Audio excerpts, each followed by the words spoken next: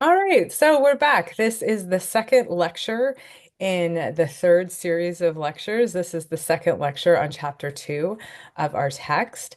And in the first part of this lecture, we were talking about how we use verbs, how we use the different forms of Latin verbs to create stems and roots that we're then going to use to create new vocabulary.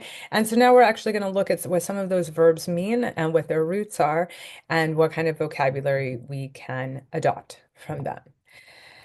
If I can hit this. There we go. Okay, so the first verb we're yielding, we're yielding. The first verb we're learning in this chapter is cedere or cassis. If you, I don't know if any of you know ecclesiastical Latin, some of us would say cetera or chessis, which I just think is a delight to say.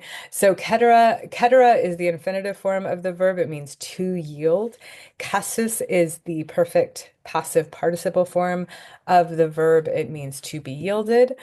Sorry, let me go back. So the roots for this are ced, C-E-D, coming from the infinitive, and cas, C-E-S-S, coming from cassis, the perfect passive participle. Notice here, and this is just, I think it was just for my own sanity, there's dashes after these stem slash roots to indicate that they're stem slash roots, and you can add endings to them. These are not complete words, but these two words in particular often yields themselves to prefixes. So you can just as easily attach a prefix to these root slash stems as you can to the as you can suffixes. And sometimes this word, the beginning C switches to an S. So supersede means something that goes over, goes over. So if one rule supersedes another, it's a rule that goes over another rule. So this SEDE here in this word is the same as CEDE, but it's just changed to an S because in English we don't often like to have an R and a C in the same word next to each other. So, so we're going to see some more examples of this word in particular, but that's what these roots mean. So currere cursus, this is our Latin verb meaning to run. Currere is the infinitive meaning to run. Cursus is the perfect passive participle meaning having been run. So the stems are curr or curs. So currency, it comes from the present active participle, as does recurrence. Um, and the reason we know is because of their endings, the CEY and the CE ending, as opposed to any other. But I mean, for you, it would be perfectly fine to say, okay, here's CURR. I know it's coming from currere and has something to do with running. That's a perfect way of looking at this word. And this word just does funny things sometimes. So incur versus occur. These are both this root, cor, C-U-R, with two prefixes that we're going to learn. And you will learn that in and ob, which is what OC is coming from, basically mean the same thing. But these two words, incur versus occur, actually mean quite different things. So you can incur, one can incur a debt, whereas an idea can occur to a person. So it's interesting because what we've done in English is we've taken the same thing and we've made one more something a person does and the other something that happens to a person. So a person can incur a debt, can incur wrath, can incur favor. A person can run up against that sort of thing, which is what this means. Whereas with occur, it's like something runs up to you. So an idea occurred to me, the thought occurred to me. So I think that's just this, that's the fun of English, right? It's almost the exact same word, but context is what tells us. So for this class, you don't even need to necessarily know that. You just have to recognize that incur and occur basically kind of mean run up to meet, quite literally. So it's Christmas time when I'm making these lectures, so I could not skip John McClane going through the air ducts in Die Hard to talk about this word. But so ducere ductus, this is our verb meaning to lead. This is actually one of the most used Latin verbs, and as a result, it is in English all over the place. So the root duc, D-U-C, comes from ducere, comes from the infinitive. Duct, D-U-C-T, comes from the perfect passive participle. So we often see this word with sorry, this should say prefixes instead of suffixes. So here we see induce. That's duke plus in. So when you induce something, you are leading it in. So if you're inducing a response, you are leading it in. Deduce is the prefix de with duke. And so deduce means to lead away. And the way we use it in English is you're leading a thought away from a text, kind of like deductive reasoning. You're taking a set of ideas and you're leading a thought out of it. Adduce is to lead towards. Reduce is to lead away. So if you're reducing harm, you're leading harm away. Educe is to lead from. So I educed from what you were saying. So educe and deduce are actually quite similar in meaning, educe and deduce. I think it's just different context, right? And so there's many versions of that. Seduce is the prefix se plus deuce. And when you're seducing someone, you're kind of leading them apart. So you're seducing someone away from their life or whatever. You're leading them apart. So that's duco coming from the infinitive, right? To lead. That's very active. Duct is more passive. So a duct is the way by which something is let out. That's kind of how we think of it. Like an air duct is the way air is let out. So you can kind of see that passive aspect of it. And I did very minor searching on this, and we because it's in medical terminology, and this is in part a class about medical terminology, and so duct began being used as a medical term. So a duct is something that leads fluids or whatever from one place to another, and so this started being used in 1667, which makes complete sense. This was the Renaissance, and when people were starting to use Latin terms to name parts of the body in medical terminology. So here, of course, John McClane is in an air duct, and this is a way in which air was being led through a building. All right, so here we are with frangere. So this is our verb meaning to break. Frangere, fringere. When this word takes a suffix, when it takes a prefix, often this a becomes an I. So that's why we have this change. Um, Fractus is the perfect passive participle. Fracture is something having been broken. Fractus means having been broken, whereas frang means to break. It's much more active. So the roots here are frang, fring, or fract, and you can add both suffixes and prefixes to these. The word fractious is a very funny English word that our book uses quite a bit. So technically, something that is fractious is full of broken things. But what it comes to us kind of through the French, and it kind of really just means with like sharp, pointy edges. Like a fractious person is an irritable person. So it's like their mood has already been broken and they're very frustrated. So that's a funny word.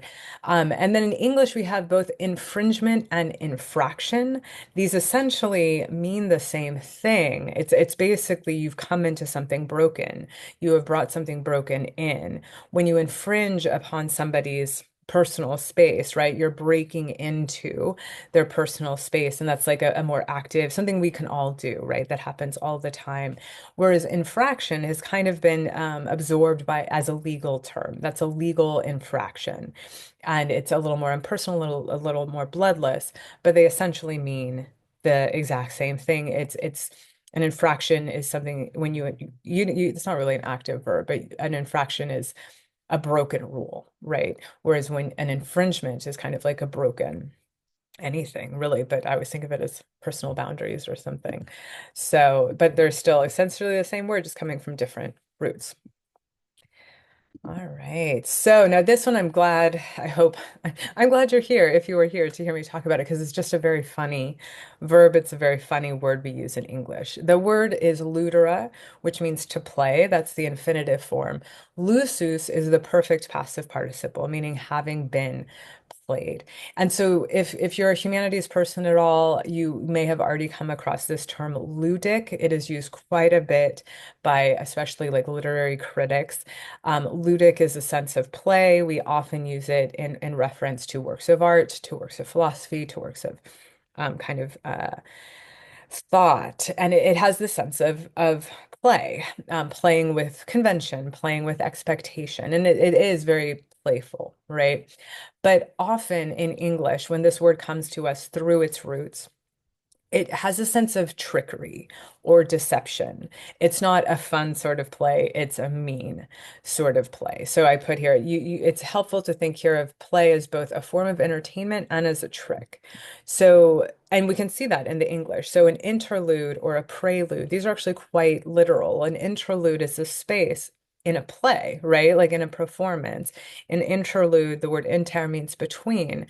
And so an interlude is in between acts of the play or that sort of thing. A prelude is literally something that comes before the play. Now, we see this now all the time. You see preludes of books. None of you probably know the movie Prelude to a Kiss with Meg Ryan. It just kind of means something that comes before. But originally, a prelude was like a little act before the actual performance, right? So those are kind of very standard uses of the word interlude. Prelude, there's even postlude that's out there. So these are very kind of innocuous and fun. But where it's really interesting is words like illusion, elude, or collude.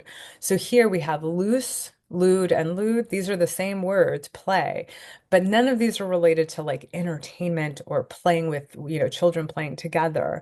So an illusion is something coming from a trick, right?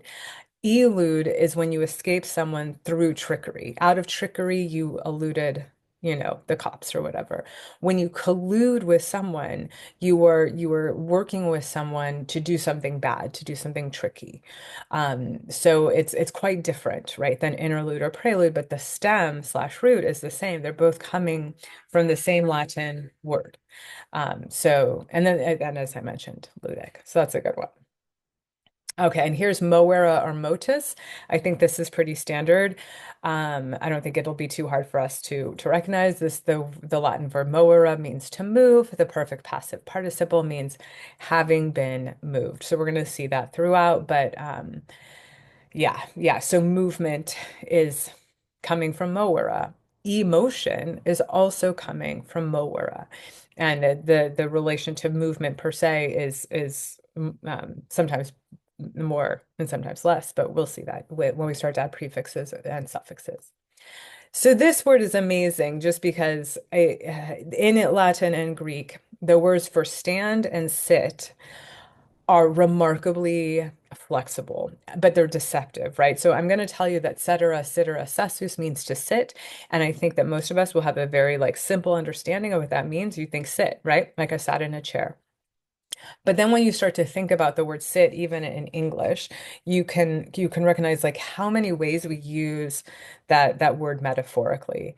And sometimes it's transitive and sometimes it's intransitive. Stand is even more complex. We're not learning that in this chapter. So we're going to see it as we start to translate this words, but in particular, so we'll look at it here actually. The roots of this verb are sed, sid, and ses. So cetera and cetera, this is the active infinitive. You're going to switch that E to an I if there's a prefix. So the word assiduous means sitting next to. Um, and that because it has the prefix as, it changes the E to the I. So that's what's happening there. And then sessus means having been sat. And so that's how we get the sem. Ses, this is where we get our word session. A session is a group of people having been sat together. So we're going to see various instances of that. And then sometimes it just gets crazy. So our verb talks a lot about the word insidiae. The word insidiae means treachery or plots. But what it literally meant originally was people sitting next to each other. So you have to think of this as how I explain it to my Latin students. If you think about conspirators, right? They come together and they sit next to each other. They sit very close to each other while they are hatching their plot. So that comes to mean insidiae, which is treachery, which originally is plots, which originally is people sitting next to each other. And so that's, of course, where we get the word insidious, which is where we get this amazing movie, Insidious. I believe there's three of them at least now. Insidious is just the adjective meaning full of plots or full of treachery. Obsess comes from the same idea when you are obsessed with or obsessed by something. It comes from sessus, and it means you are having been sat next to something. So or something has been set next to you and won't leave you alone. So if you are obsessed with, I'm currently looking at some Pillsbury rolls that I've made that are delicious, and I was obsessed by them. It means that they came and they sat right next to me and wouldn't leave. So that's obsess, and then you develop obsession from that. Yeah, so that's cetera. We're going to see a lot of it. So tenera, tentis, this is the verb meaning to hold. So tenera or tinera with this I, this is the infinitive meaning to hold, and tentus means having been held. Tentus is our perfect passive participle. So that leads us to our roots ten or tin or tent. Now, interestingly, this is where this class can be very interesting and exciting as opposed to so many different ways. You might think tent is a place that holds you when you're camping, right? But tent actually comes from a word, a Latin verb tendere, which means to stretch. And a tent is something that is stretched over you. Now, how will you tell the difference? You won't. You can't. Because they're just too similar. Um, and that's why we're taking this class, because sometimes we're just going to learn things are just hard, right? But many things do come from tenera that except for tent. So a continent, here's tin here in the middle, a continent, and this ent ending, that is a perfect that's a present active participle ending. So tinent means holding together. Continent means thing holding together. This comes to English in some different ways, mainly through a weird Latin metonym, but it doesn't matter. It kind of works. When you're incontinent, you cannot hold yourself together. That's incontinence, the inability to hold yourself together. It originally had a much broader sense. Now it's often related to bladder problems, but there was many years when it could be just a general statement of personality. Someone who's tenacious holds on to things. Now, actually, I probably shouldn't have included this because tenacious comes from the adjectival form tenax, but it's the same idea. Tenacious, same idea. And then through the French, these stems slash roots become tain. And so when you contain something, you hold something together. When you retain something, you hold it back. When you obtain, you hold it close to yourself, etc. So tain, T-A-I-N, is related to tenera. Tangere, tingere, tactus. This is a Latin verb meaning to touch. So tangere, to touch, with tingere being the same word that you would use with a prefix. Tactus means having been touched. So here's our roots, tang, ting, and tact. The book mentions this, that tangentia, touching thing, is the present participle. That's how we get a tangent. So I think we often think of tangents as something that go off in different angles. But the important thing about a tangent is that it's touching the thing that it goes off from. So though it seems unrelated, it's touching. Some might call it a weave, but the Romans called it a tangent. The tango dance, however, is not related. Actually, people do not know where the tango dance got its name, but it's not an Indo-European root, probably.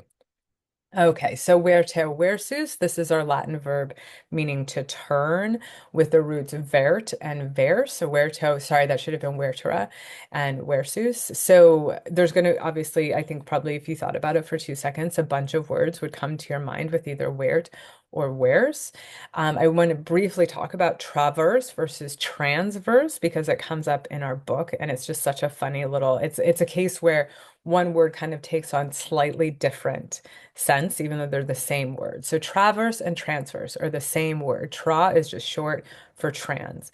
But because of just the way English works, transverse in particular has taken on this very specific meaning, and it's often just an adjective. So a transverse line is one that cuts 90 at a 90-degree angle. So this line here, these lines are transverse to one another. So it's a kind of a technical, maybe even a mathematical word that came in through math. Whereas traverse is a verb that means to cut across, to cross over, with trans meaning cross, to turn over. Yeah. So traverse, to turn over, but you're turning yourself like over something. So traverse a field, traverse the street. It just has a much more kind of flexible flexible thing. So there we go. Okay, so that is the end of lecture two. Um, all of these words are in your book, so if you wanted to go back and read about them, I hope this was illuminating though. And if you have any questions, you can reach out to me. But there's going to be one more lecture after this, and maybe those questions will be answered then. But for the meanwhile, let me stop recording, and I will see you in the lecture three.